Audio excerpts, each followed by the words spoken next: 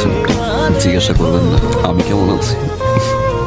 আমি ভালো নই, কারণ আপনার মতো করে কেউ ফোন করে বলে না রাত 11টা বাজে, অনেক রাত, বাসায় চলে যান প্লিজ। আপনার মতো করে কেউ বলে না যে আপনি আর স্মোক করবেন না যখন জ্বর হয় আমার। আপনার মতো করে আর কেউ আমাকে যত্ন করে না। দোষটা কি আমার ছিল? আজকের এই সিচুয়েশনের জন্য কি আমিই দায়ী? You are winner.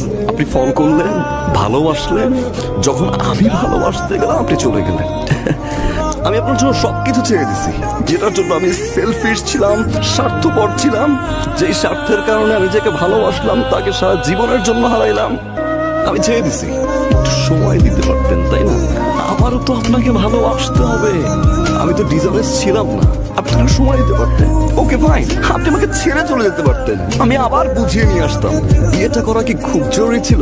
কাউকে ভালোবাসতে পারছি না আমি, কারণ আমি আপনাকে খুঁজে পাই না। আমি সেই মানুষটাকে খুঁজে পাই না যে মানুষটাকে আমি ভালোবাসি। আমি সেই মানুষটাকে খুঁজে পাই না যে মানুষটা 24টা ঘন্টা আমার খেয়াল রাখতো। আপনি বিয়ে করছেন, আপনি আমাকে পানিশমেন্ট দিচ্ছেন, আপনি দিচ্ছেন। You are the winner. আমি তো এখন ভালোবাসি, তাই না? আমার তো কোনো স্বার্থ নাই, তাই না? সব ছেড়ে দিচ্ছি আমি। এখন ব্যাক করবেন, ভালোবাসবেন আগের মতো। চলেন না প্লিজ, শুরু থেকে শুরু করি। আমি আর কোনো ভুল করবো না, আই প্রমিস।